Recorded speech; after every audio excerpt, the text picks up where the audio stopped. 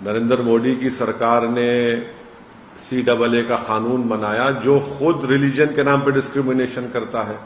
और फिर उसके बाद हम देख रहे हैं कि जहां जहां बीजेपी की सरकारें हैं वहां पर किस तरीके से झूठे इल्जामात में घर को तोड़ दिया जाता है, मॉब लिंचिंग हो जाती है, गाय के नाम पर लोगों को मार दिया जाता है। तो ये तो खुली चीज है, तो दुनिया से छुपी हुई नहीं है। आप यूनिफॉर्म सिविल कोड के बारे में केंद्रीय कानून मंत्रालय ने कंसल्टेशन शुरू कर दी है। मुस्लिम पर्सनल लॉ बोर्ड ने बोला है कि हम अपना पक्ष रखेंगे। इस पूरे मुद्दे पे आप सांसद हैं, आप इस मुद्दे को कैसे देखते हैं और इस मुद्दे को आप कैसे लेके आगे परस्यू करेंगे?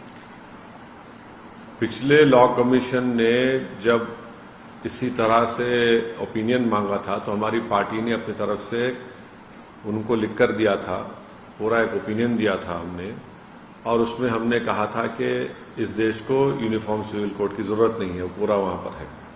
उसके बाद लॉ कमीशन ने भी कह दिया कि अब यूनिफॉर्म सिविल कोड की देश को जरूरत नहीं है। अब नया लॉ कमीशन ने फिर से एक एक्सरसाइज शुरू की है जो हम समझते हैं गैर जरूरी है, और उन्होंने अपनी राय देने के लिए कहा है। हमारी पार्टी जरूर अपने ओपिनियन देगी उनको बनाकर, और जब देगी आपसे इंशाल्लाह आप तमाम मीडिया के जिम्मेदारों से हम शेयर करेंगे। यूनिफॉर्म सिविल कोड की बात कर रहे हैं, देश के प्रधानमंत्री अमेरिका में कहते हैं कि डिस्क्रिमिनेशन नहीं होता है, तो फिर मणिपुर में 300 चर्चेस को जला दिया गया। बताइए वो क्या है? डिस्क्रिमिनेशन नहीं तो क्या है?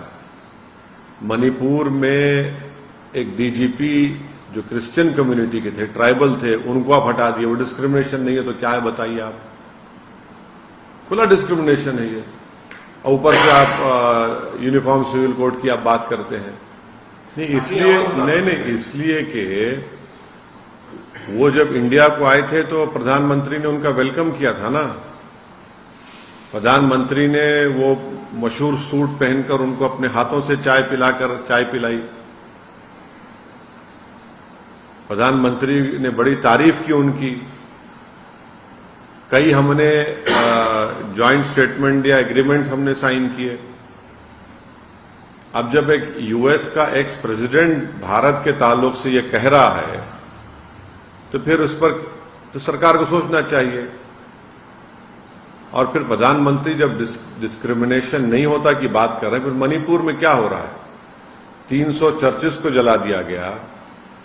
जो ट्राइबल लोग क्रिश्चियन कम्युनिटी के हैं वो कम से कम 25-30 हजार डिस्प्लेस हो चुके हैं। अभी तक मणिपुर जल रहा है। अब तो राइट नाउ, ये तो हम अब की बात कर रहे हैं आपको मणिपुर की, तो वो डिस्क्रिमिनेशन की बेहतरीन मिसाल है मणिपुर। प्रधानमंत्री जो है सेलेक्टिव मीडिया के लोगों से बात करते इलेक्शन के दौरान में, सेलेक्टिव मीडिया के एंकर्स को बुला के बात करते और उनसे होता कि आपको आम पसंद है, आप अपने जेब में वॉलेट रखते क्या, आप थकते क्यों नहीं। तो ये तो सेलेक्टिव बात करते ना। ये बात सही है, प्रधानमंत्री को भी चाहिए कि पूरे मीडिया को बुलाकर बात कर लें और वो उनसे सवालात करेंगे। उनसे वॉल स्ट्रीट जर्नल के एक जर्नलिस्ट ने बड़ी बेबाकी के साथ उनसे सवाल किया भारत के ताल्लुक से, तो प्रधानमंत्री ने तो जवाब दिया है। वो तो वो सबका साथ, सबका विकास, सबका विश्वास कह रहे हैं। उसमें जिसको उम्मीद होगी प्रधानमंत्री से उम्मीद रखें, मगर उनका जो 9 साल का ट्रैक रिकॉर्ड किया, उन्होंने तो मुसलमानों को पॉलिटिकली इनविजिबल कर दिया। उन्होंने कंप्लीटली है ही नहीं कोई, ना उनकी पार्टी टिकट देती, ना उनकी पार्टी एम्पावरमेंट करती। और फिर खुद प्रधानमंत्री की सरकार ने इस साल मिनिस्ट्री ऑफ माइनॉरिटीज का 40% बजट कम कर दिया। ये डिस्क्रिमिनेशन नहीं है तो क्या है? बताइए। प्री मैट्रिक स्कॉलरशिप को आपने रेस्ट्रिक्ट कर दिया, डिस्क्रिमिनेशन नहीं है तो बताइए क्या है? मौलाना आजाद फेलोशिप को आपने बंद कर दिया। अब माइनॉरिटीज जिसमें मुसलमान भी हैं वो अब फेलोशिप पीएचडी नहीं कर पाएंगे। ये डिस्क्रिमिनेशन नहीं है तो क्या है? बताइए आप। CAA का कानून बनाया आपने, रिलीजन के नाम पर डिस्क्रिमिनेशन नहीं है तो क्या है? बताइए आप। जुनैद और नसीर की हत्या की गई, राजस्थान से किडनैप करके हरियाणा में, बताइए फिर एक डिस्क्रिमिनेशन नहीं तो क्या है बताइए आप।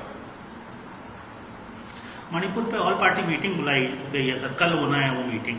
गृह मंत्रालय या यूनियन गवर्नमेंट की तरफ से ये जो इनिशिएटिव है इसको कैसे देखते हैं? नहीं देखिए, ये मीटिंग जो है यानी पिछले 1 महीने से मणिपुर जल रहा है।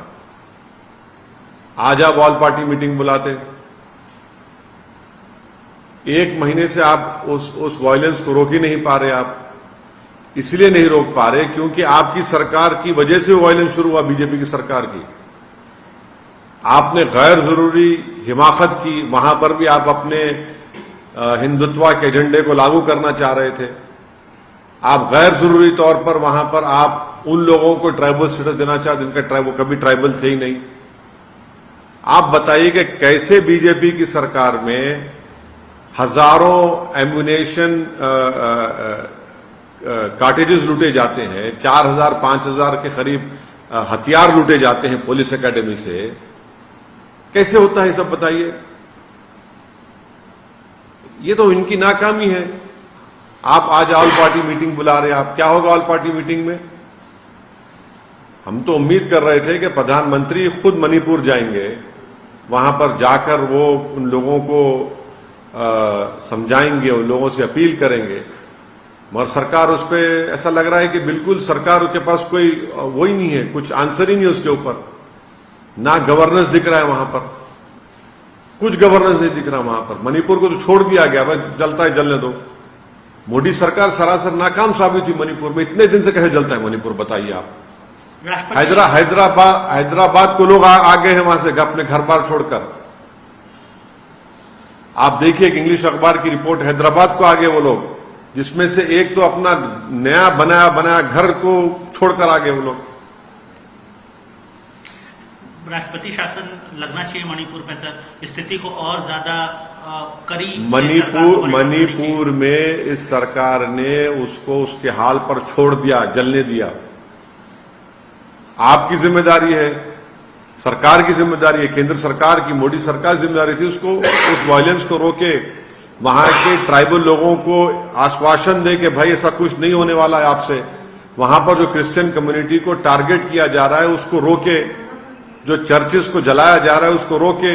वहां पर रूल ऑफ लॉ ही नहीं है, वहां पर तो हथियार लूट के लोग एक दूसरे को मार रहे हैं, डिस्प्लेसमेंट हो रहा है लोगों का वहां पर। नहीं देखिए, हमको तो उसमें बुलाया नहीं गया है, इसलिए नहीं बुलाया गया है क्योंकि नंबर 1 बात यह है कि हम सच्चाई को बयान कर देंगे। दूसरी बात यह है कि उस मीटिंग में शिवसेना है, शिवसेना सेक्युलर हो गई है क्या? उस मीटिंग में दिल्ली के मुख्यमंत्री हैं, उनकी पार्टी ने तो आर्टिकल 370 के निकालने को, जो मेरी नजर में कॉन्स्टिट्यूशन बीजेपी को, उस मीटिंग में नीतीश कुमार है जो एनडीए बीजेपी से मिलकर पहले मुख्यमंत्री बने, चीफ मिनिस्टर बने, फिर गठबंधन बनाया, उसके बाद फिर कूद गए बीजेपी में। जब गोधरा का वाकया हुआ तो नीतीश कुमार तो रेल मंत्री थे ना। जब गुजरात में जेनोसाइड और प्रोग्राम हो रहा था, जब नीतीश कुमार तो बीजेपी के साथ थे।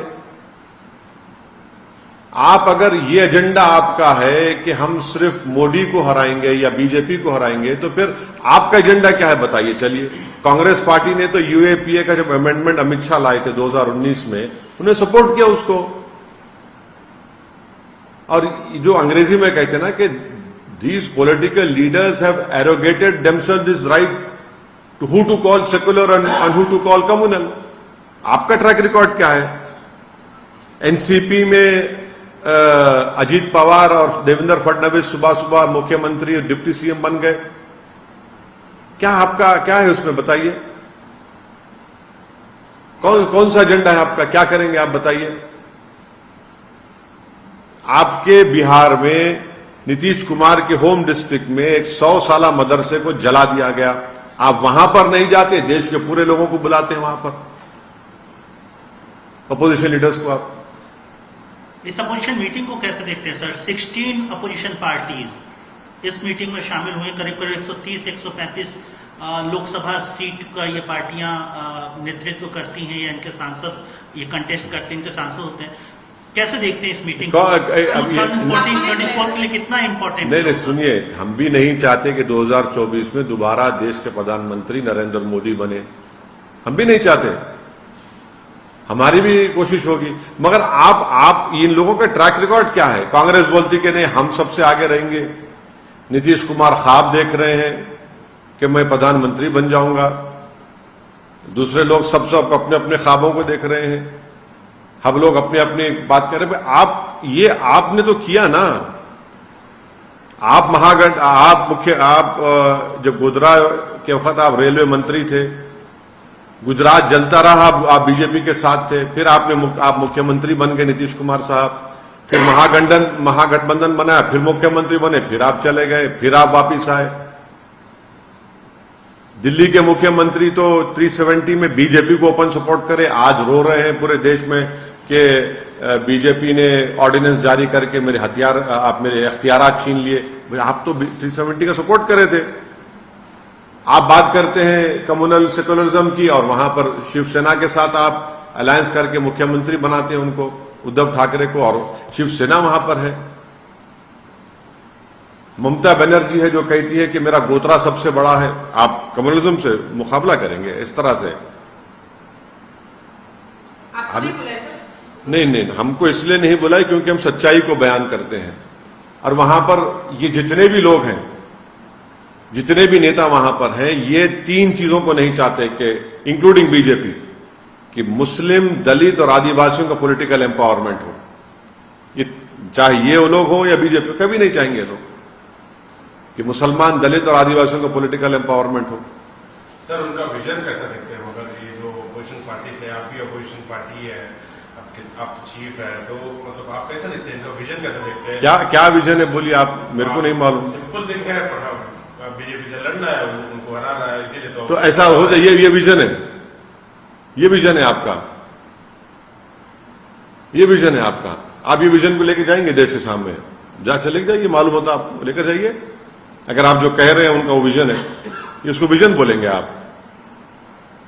आपका विजन क्या है, आपका एजेंडा क्या है, कैसा होगा ये? I don't know. You see, we don't want Mr. Narendra Modi to again become the Prime Minister of this great country of ours in 2024. And for that, we'll be using our whatever efforts which are there. But this particular meeting which is being held today in Patna, what is the track record of all these political leaders who have assembled over there? Isn't it right that because of Congress, BJP came back into power twice? Isn't it right to say that Mr. Nitish Kumar was the railway minister when BJP, when the Gujarat genocide and program happened? He became chief minister because of alliance with BJP.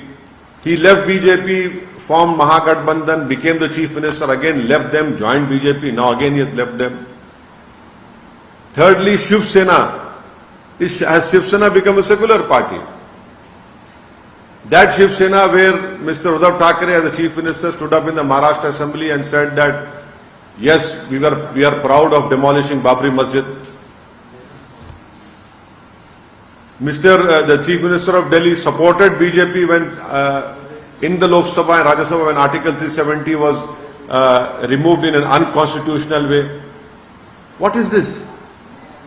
Mr. Nitish Kumar as the chief minister could not visit his own home district when a communal riot happened and 100-year-old madrasa was burned down. He could not go over there.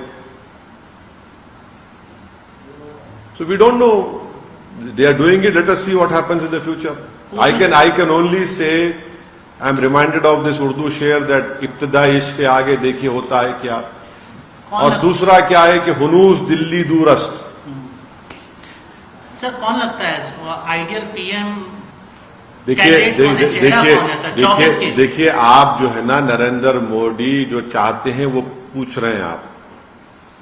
Narendra Modi ये चाहते हैं कि चेहरे सामने आ जाए और मैं सबको देख लूंगा। हम ये कह रहे हैं कि चेहरे नहीं, 540 लोकसभा की सीटों पर नरेंद्र मोदी से मुकाबला होना चाहिए।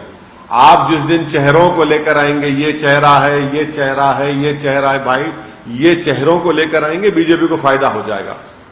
चेहरा होना चाहिए बेरोजगारी का, चेहरा होना चाहिए मॉब लिंचिंग का, चेहरा होना चाहिए इन्फ्लेशन का, चेहरा होना चाहिए जीडीपी का जो गिर रहा है, महंगाई जो बढ़ रही है, ये चेहरे होने चाहिए, ये मुद्दे होने चाहिए।